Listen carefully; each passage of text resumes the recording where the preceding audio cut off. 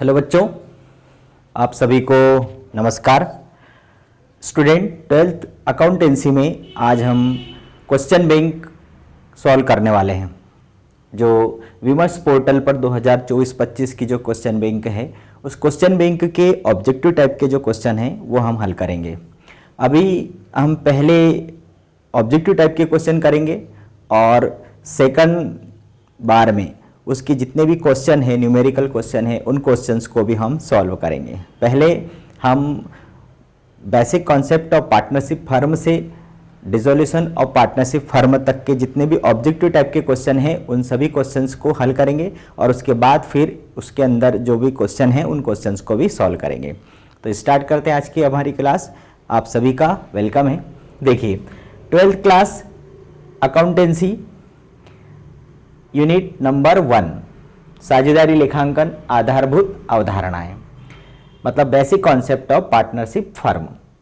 अब इससे रिलेटेड सबसे पहला जो हमारा क्वेश्चन आ रहा है वो है कि साझेदारी में कम से कम होने चाहिए, कम से कम भाई पार्टनरशिप फर्म जो व्यवसाय है उसमें कम से कम 2 साझेदार होना चाहिए और अधिक से अधिक 50 साझेदार होना चाहिए। तो ये उसकी कम से कम और अधिकतम सीमा हो गई। तो यहाँ पर हमारे सामने आंसर दिया गया है कि कम से कम कितने लोग होना चाहिए, 2 होना चाहिए। साझेदार बन सकते हैं। अब यहाँ पर एक साझेदारी व्यवसाय में साझेदार कौन बन सकता है? तो साझेदार केवल और केवल व्यक्ति बन सकता है। ठीक है, तो यहाँ पर जो हमारा आंसर आएगा कि कोई व्यक्ति बन सकता है। व्यक्तियों का समुदाय साझेदार नहीं हो सकता, कोई संस्था भी साझेदार नहीं हो सकती और कर्मचारियों का संघ भी साझेदार नहीं हो सकता। साझेदारी का अनिवार्य अंग क्या है? तो कोई भी व्यापारी हो अपना व्यवसाय किस लिए शुरू करता है? तो वो लाभ कमाने के लिए शुरू करता है। तो साझेदारी व्यवसाय शुरू करने का उद्देश्य भी ही एकमात्र उद्देश्य है लाभ कमाना। तो साझेदारी का अनिवार्य जो अंग है, कंपलसरी अंग है, वो क्या है? लाभ को बांटना, न कि हानि को बांटना। ठीक है, कई बच्चे कंफ्यूज रहते हैं कि इसमें लाभ और हानि दोनों आना चाहिए, क्योंकि हानि होती है तो हानि भी बांटी जाती है। लेकिन भाई व्यवसाय उसने हानि के लिए थोड़ी ना शुरू किया है, उसने तो लाभ बांटने के लिए शुरू किया है। तो यहाँ पर क्या आएगा? लाभों को बांटना। भारतीय साझेदारी अधिनियम बनाया गया। तो भारतीय साझेदारी अधिनियम मतलब साझेदारी व्यवसाय के लिए कौन सा अधिनियम लागू होता है? तो 1932, भारतीय साझेदारी अधिनियम 1932। आगे चलेंगे हम क्वेश्चन नंबर 5 से। तो क्वेश्चन नंबर 5 दिया गया है, साझेदारी सल्लेख के अभाव में। भाई साझेदारी का जन्म अनुबंध से होता है। तो जब साझेदारों के बीच में यदि मान लो अनुबंध नहीं है तो हम बोलते हैं साझेदारी सल्लेख के अभाव में। साझेदारी के लाभों का वितरण साझेदारों में किया जाता है। वे समझौते के अभाव में साझेदारों के बीच में जो लाभ का वितरण है किस प्रकार से किया जाता है? तो हमने इसके पहले भी क्लास में देखा था कि जब साझेदारों के बीच में किसी प्रकार का कोई अनुबंध नहीं होता है तो भारतीय साझेदारी अधिनियम 1932 के जो 5 नियम है वो लागू होते हैं। कौन कौन से? लाभ हानि का विभाजन समान अनुपात में होगा, किसी भी साझेदार को पूंजी पर ब्याज नहीं दिया जाएगा और न ही पारिश्रमिक दिया जाएगा। यदि कोई साझेदार फर्मों को ऋण देता है तो उसके ऋण पर 6% की दर से ब्याज दिया जाएगा, उसके आहरणों पर ब्याज नहीं लिया जाएगा। ये और यदि कोई साझेदार फर्मों को ऋण देता है तो 6% से उसको ब्याज दिया जाएगा। तो यहाँ पर क्या है कि साझेदारी सल्लेख के अभाव में लाभों का वितरण किस प्रकार से होगा? तो हमारी जो 5 शर्तें हैं उसमें कौन सी शर्त आ रही है? समान अनुपात में। आगे बढ़ेंगे, यदि साझेदार के आहरण की तिथियां नहीं दी गई हो कि साझेदार ने आहरण कब किया है, हर मंथ के प्रारंभ में किया है, मध्य में किया है या अंत में किया है, इसी प्रकार का कोई तारीख नहीं दी गई हो तो उसकी जो ब्याज कितने माह का लगाया जाएगा? 6 माह का ब्याज लगाया जाएगा। एवरेज निकाला जाता है और 6 माह का ब्याज निकाला जाता है। साझेदारों के मध्य लाभ के बंटवारे के लिए क्या बनाया जाता है? भाई वर्ष भर उन्होंने व्यापार किया, अब लाभ हानि खाते से शुद्ध लाभ निकला, उस शुद्ध लाभ को साझेदारों के बीच में बांटना है। तो जैसे जनरली सिंपल जो व्यापार होता है, लास्ट ईयर जो 11th क्लास में देखा था कि शुद्ध लाभ जैसे निकलता है तो व्यापारी की पूंजी में जाके जोड़ दिया जाता है चिट्ठे में। लेकिन यहाँ पर तो 2 साझेदार है, अधिक से अधिक 50 साझेदार है, तो जो शुद्ध लाभ है उसके बंटवारा करने के लिए एक खाता बनाया जाता है और उसे कहा जाता है लाभ हानि नियोजन खाता, profit and loss appropriation account. ठीक है, प्रॉफिट का बंटवारा करने के लिए। फिर आहरण पर ब्याज क्या है? तो आहरण पर ब्याज क्या है? फर्म की हानि है, साझेदारों की आय है, फर्म की आय है, या उपरोक्त में से कोई नहीं। भाई आहरण कौन करेगा? साझेदार। साझेदार द्वारा यदि फर्म से पैसा निकाला जाता है तो फर्म उसके आहरण पर क्या लेती है? ब्याज। और ये फर्म की क्या है? ये आय है। ये क्या है? फर्म की आय है या इनकम है। इसके बाद आगे बढ़ेंगे हम। आहरण पर ब्याज हो गया। क्वेश्चन नंबर 9, साझेदारी समझौते के अभाव में पूंजी पर ब्याज दिया जाता है। भाई साझेदारी समझौते के अभाव में मतलब कि जब साझेदारों के बीच में कोई समझौता नहीं हुआ, ऐसी कंडीशन में क्या होगा? ऐसी कंडीशन में हमने जो 5 बातें देखी थी कि किसी भी साझेदार को पूंजी पर ब्याज नहीं दिया जाएगा। यहां लिखा है पूंजी पर ब्याज दिया जाता है, तो किसी भी दर से नहीं दिया जाएगा। जब दिया ही नहीं जाएगा तो दर का सवाल उठता ही नहीं है। साझेदार के वेतन, साझेदार के कमीशन, पूंजी पर ब्याज, आहरण पर ब्याज, इनके संबंध में सभी समायोजन किस खाते के माध्यम से किए जाते हैं? ये सब समायोजन, वेतन, कमीशन, पूंजी पर ब्याज, आहरण पर ब्याज, हम कौन से खाते में करते हैं? तो लाभ हानि विनियोग खाता, profit and loss appropriation account, लाभ हानि विनियोग खाता। आगे बढ़ेंगे। 6% वार्षिक की डिफॉल्ट दर लागू होती है। डिफॉल्ट दर मतलब अनिवार्य, ठीक है। तो 6% की वार्षिक ब्याज की जो दर है वो डिफॉल्ट जो है वो किस पर लागू होती है? तो हमने पढ़ा है ऋण पर ब्याज। जब साझेदारों के बीच में किसी प्रकार का कोई समझौता नहीं होता है तो उस समय यदि कोई साझेदार फर्म को ऋण दे रहा है तो उसके ऋण पर 6% की दर से अनिवार्य रूप से ब्याज दिया जाता है। फिर है जब 2 या 2 से अधिक व्यक्ति एक व्यवसाय स्थापित करने और उसके लाभ को और हानि को साझा करने के लिए हाथ मिलाते हैं तो उन्हें क्या कहा जाता है? भाई जब 2 या 2 से अधिक मतलब कम से कम 2 और अधिक से अधिक 50 लोग मिल करके किसी व्यापार को संचालित करने के लिए हाथ मिलाते हैं तो उन 2 लोगों को हम क्या बोलेंगे? तो उन 2 लोगों को हम क्या बोलेंगे? साझेदार। पर उस प्रत्येक व्यक्ति को हम क्या बोलते हैं? जब वो मिल जाते हैं तो फिर वो पार्टनरशिप फर्म बन जाती है और हर एक को हम क्या बोलेंगे? साझेदार बोलते हैं। जब कुल निकाली गई राशि दी जाती है लेकिन निकासी की तारीख निर्दिष्ट नहीं होती है तो यह माना जाता है कि राशि हर महीने निकाली गई। पहला, साझेदार के फर्म छोड़ने तक समान रूप से निकाली गई, हर दिन निकाली गई, या पूरे वर्ष समान रूप से निकाली गई। तो यहां पर हम बोलेंगे हर महीने निकाली गई और इसीलिए उसको हम एक एवरेज भुगतान मतलब 6 माह का औसतन ब्याज, आहरण पर ब्याज निकाला जाता है। फिर है लाभ हानि विनियोग खाते का प्रारंभिक शेष क्या होता है? जब भी हम शुद्ध लाभ जो लाभ हानि खाते से शुद्ध लाभ आता है उस शुद्ध लाभ का बंटवारा करने के लिए लाभ हानि विनियोग खाता बनाते हैं। इसका मतलब लाभ हानि विनियोग खाते का जो प्रारंभिक शेष है वो क्या होगा? वो होगा शुद्ध लाभ। शुद्ध लाभ क्रेडिट साइड में लिखा जाता है। फिर उसमें से वेतन, कमीशन, पूंजी पर ब्याज ये बांटा जाता है उसमें से। आगे बढ़ेंगे कि वर्ष के लिए शुद्ध लाभ है 6 लाख रुपए। वर्ष के लिए शुद्ध लाभ कितना है? 6 लाख रुपए का लाभ है शुद्ध लाभ, ठीक है, 6 लाख।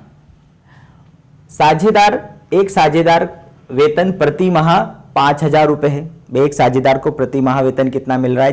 5,000 मतलब 12 महीने का 60,000 हो गया। दूसरे साझेदार का कमीशन है 10,000 रुपए और साझेदारों की निकासी पर ब्याज है 4,000 रुपए। तो लाभ हानि विनियोग खाते का शुद्ध शेष क्या होगा? जब लाभ हानि विनियोग खाता हम बनाते हैं तो आप लोगों को मालूम होगा कि क्रेडिट साइड में हम क्या लिखते हैं। यदि मैं यहाँ पर एक शॉर्ट बना दूं तो क्रेडिट साइड में हम लिखेंगे 6 लाख रुपए का शुद्ध लाभ, फिर आहरण पर ब्याज लिखेंगे 4,000 रुपए, फिर वेतन लिखेंगे 12 महीने का 5,000 रुपए के हिसाब से 60,000 रुपए और उसका कमीशन लिखेंगे 10,000 रुपए, ठीक है। ये हमने डायरेक्ट एंट्री कर दी। अब आप इसका शेष निकालोगे तो इधर कितना आ रहा है? 6,04,000 रुपए और इधर आ रहा है 70,000 रुपए। तो 6,04,000 में से 70,000 रुपए हम घटाएंगे तो क्या आ जाएगा? 5,34,000 रुपए। तो इसको आप जोड़ोगे तो 5,34,000 और ये आप जब जोड़ोगे तो 60, 70 और 30, 100, 6,04,000 रुपए इधर भी हो जाएगा। इसका मतलब ये जो आपका जो शुद्ध लाभ आया, विभाजन करने योग्य जो आपका जो लाभ आया वो कितना है? 5,34,000 रुपए आया। तो हमारा आंसर क्या आ गया? ये आंसर आ गया 5,34,000 रुपए। क्लियर। भाई डेबिट साइड में हम वेतन लिखते हैं, कमीशन लिखते हैं, क्रेडिट साइड में हम क्या लिखते हैं, लाभ लिखते हैं, आहरण पर ब्याज लिखते हैं। तो ये 4,000 रुपये निकासी पर ब्याज है जो कि क्रेडिट साइड में हुआ। तो ये 6,04,000 में से 70,000 घटाए तो 5,34,000 रुपये ये क्या बचा, उसका शुद्ध शेष बचा, शुद्ध शेष 5,34,000 रुपये। क्लियर। आगे बढ़ेंगे, साझेदार के आहरण पर ब्याज को डेबिट किया जाएगा। वे साझेदारों के आहरण पर ब्याज जो लिया जाता है तो उसको कहाँ डेबिट किया जाता है, उसको कहाँ पर डेबिट किया जाएगा, तो साझेदारों के आहरण पर ब्याज को डेबिट कहाँ किया जाता है, लाभ हानि विनियोग खाते में, लाभ हानि विनियोग खाते के डेबिट पक्ष में उसको लिखा जाता है। ठीक है। फिर है इसके आगे, अंकित हर महीने के आखिरी तारीख को 10,000 रुपये निकालता है। अगर ब्याज की दर 5% प्रतिवर्ष है तो निकासी पर कुल ब्याज कितना होगा। इसके लिए आहरण पर ब्याज के लिए मैंने आप लोगों को एक फॉर्मूला बताया था कि प्रत्येक माह के प्रथम दिन, पहला जो फॉर्मूला था कि प्रत्येक माह के प्रथम दिन यदि आहरण करता है तो 6.5 माह का उस पर ब्याज लगाएंगे। यदि मध्य में आहरण करता है तो 6 माह का लगेगा, और यदि माह के अंत में करता है तो 5.5 माह का ब्याज लिया जाएगा। ये उसका फॉर्मूला है, 6.5, 6 और 5.5। अब यहां बोल रहा है कि अंकित हर महीने के आखिरी दिन, हर महीने के आखिरी दिन मतलब महीने के अंत में, तो कितना औसतन ब्याज लगेगा, 5.5 माह का। तो 5.5 माह 10,000 रुपये निकालता है। ठीक है। तो 10 मतलब 12 धाम 120, 1,20,000 रुपये कुल आहरण हो गया। ब्याज की दर हो गई 5% और उसका जो मंथ है 5.5 माह मतलब 5 दूनी 10 और 1 11 हो गया। 100 गुणित 12 गुणित 11/2। भाई 5.5 माह है ना, तो 5.5 माह को हमने 11/2 कैसे आया, तो 2 पंजे 10 और 1 11/2। 11 माह है तो 11 माह है तो नीचे 12 भी आएगा। क्लियर। अब हम इसको काटेंगे तो कितना आएगा, ये 2 0 से 2 0 कट गया, फिर ये 2 से 6 कट गया और 12 से 5 कट गया, 50। तो कितना हो गया, 11 पंजे 55, या फिर क्या क्या बचा, 50 गुणित 5 गुणित 11। ठीक है। तो 11 पंजे 55 या 55 ये कितना हो गया, 250 हो गया, और 250 गुणित 11 तो 11 पंजे 55, 11 दूनी 22 और 5 27, 2,750।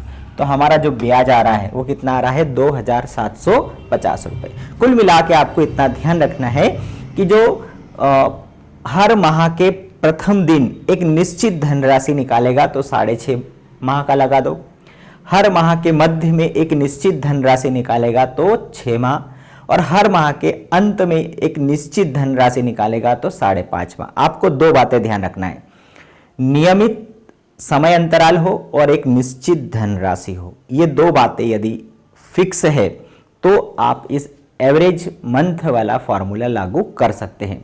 एवरेज मंथ वाला फॉर्मूले का सूत्र क्या है, कुल आहरण गुणित ब्याज की दर गुणित माह मतलब औसत माह बटे 100 गुणित 12।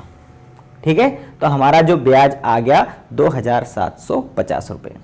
किसी भी प्रावधान की अनुपस्थिति में पूंजी पर ब्याज के लिए गणना की जाएगी। वे प्रावधान की अनुपस्थिति में पूंजी पर ब्याज नहीं दिया जाता। जब साझेदारों के बीच में किसी प्रकार का कोई प्रावधान ही नहीं हुआ है तो पूंजी पर ब्याज नहीं दिया जाता। ठीक है। आगे बढ़ेंगे, साझेदारी विलेख की अनुपस्थिति में टेबल के प्रावधान लागू होते हैं। तो जब समझौता ही नहीं हुआ है तो ये टेबल ए जो है वो लागू होती है, उसके नियम लागू होते हैं जो हमने अभी बताए थे। साझेदारी में साझेदार की पूंजी पर ब्याज, भाई साझेदारी व्यवसाय में साझेदार की जो पूंजी है उस पूंजी पर ब्याज लाभ और हानि विनियोग खाते में डेबिट किया जाता है, लाभ और हानि विनियोग खाते के क्रेडिट किया जाता है, लाभ और हानि खाते में डेबिट किया जाता है या लाभ हानि खाते में क्रेडिट किया जाता है। तो भाई शुद्ध लाभ आने के बाद ही हम लाभ हानि विनियोग खाता बनाते हैं। तो यहाँ पर लाभ हानि खाते का तो सवाल ही नहीं उठता है क्योंकि शुद्ध लाभ आ गया है। अब शुद्ध लाभ को बांटने के लिए हम कौन सा खाता बनाएंगे, लाभ हानि विनियोग खाता। तो लाभ हानि विनियोग खाते के डेबिट पक्ष में हम साझेदारों की पूंजी पर ब्याज देते हैं। ठीक है, तो लाभ हानि विनियोग खाते के डेबिट पक्ष में हम पूंजी पर ब्याज लिखते हैं। तो क्या आ जाएगा, हमारा आंसर ए आ जाएगा। तो ये थे हमारे ऑब्जेक्टिव। अब हम चलेंगे रिक्त स्थानों की तरफ। तो रिक्त स्थान हम कोशिश करेंगे कि एक नज़र में हम कर लें। हाँ, तो इसको हम एक ही पेज पर ले लेंगे ताकि आप लोगों को आसानी से समझ में आ जाए।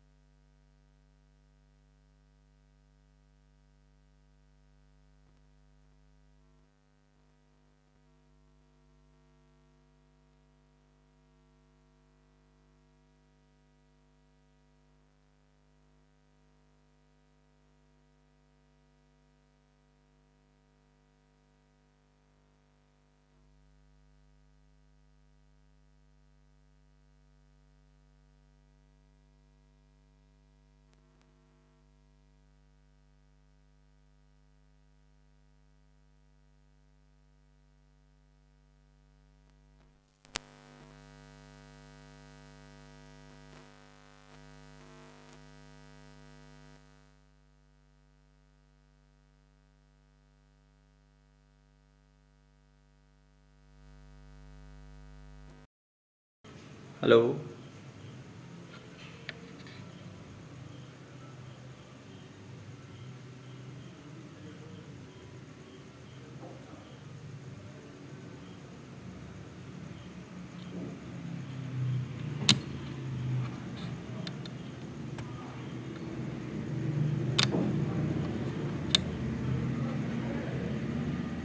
हेलो। हेलो।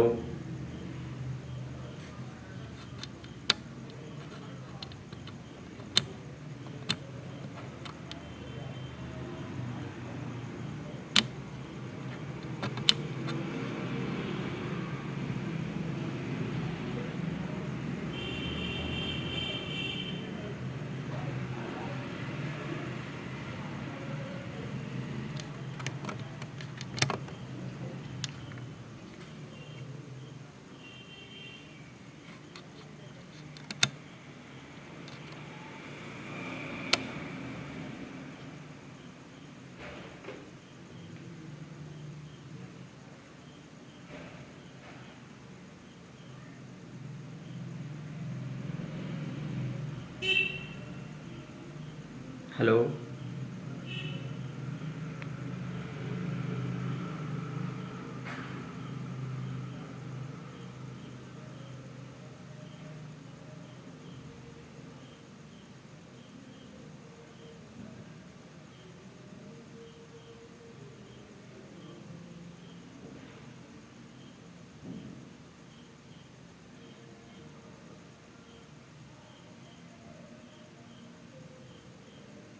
हेलो।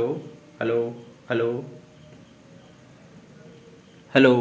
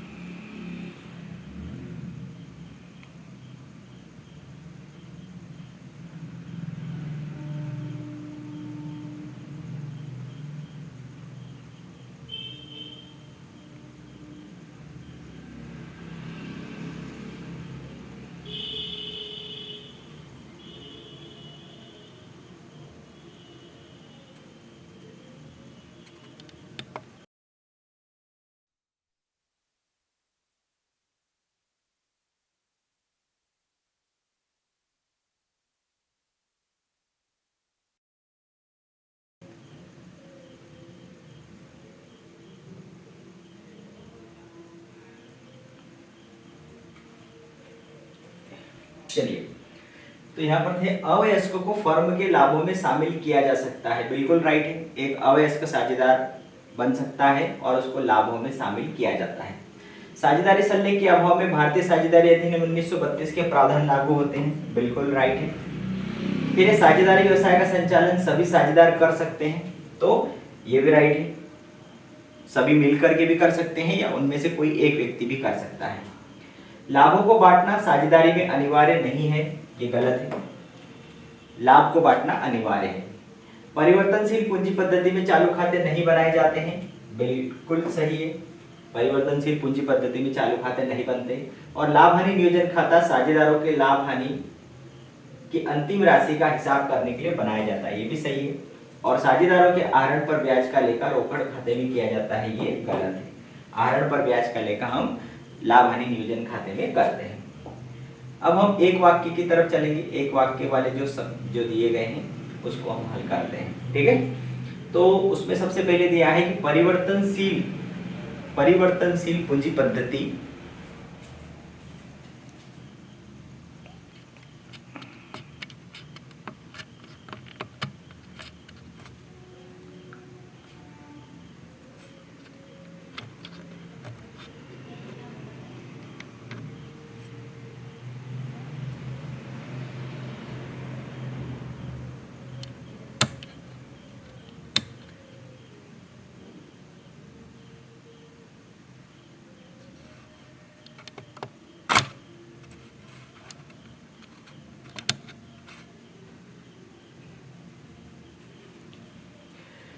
सबसे पहला दिया है परिवर्तनशील पूंजी पद्धति की दशा में साझेदारों से संबंधित सभी व्यवहारों का लेखा किया जाता है। कौन से खाते में किया जाता है?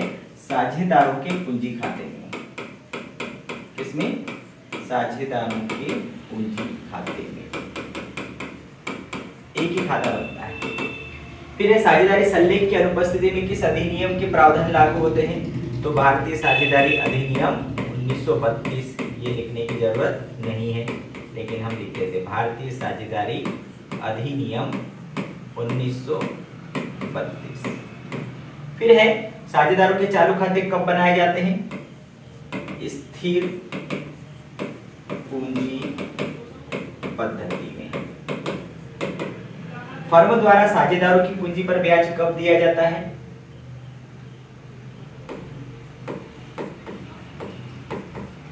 साझेदारी सल्लेख में उल्लेख होने पर।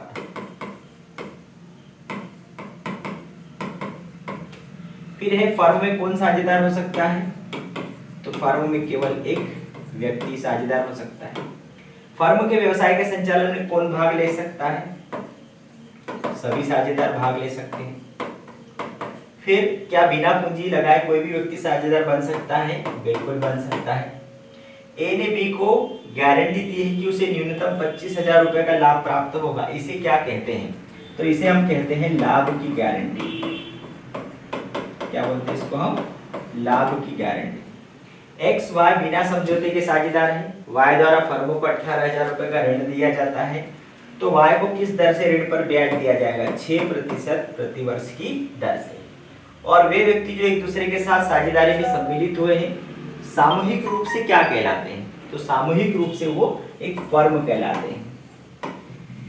व्यक्तिगत रूप से साझेदार होते हैं और सामूहिक रूप से क्या कहलाते हैं? वो फर्म कहलाते हैं। ठीक है, तो ये थे हमारे 12th अकाउंटेंसी में फर्स्ट यूनिट के ऑब्जेक्टिव टाइप के क्वेश्चन।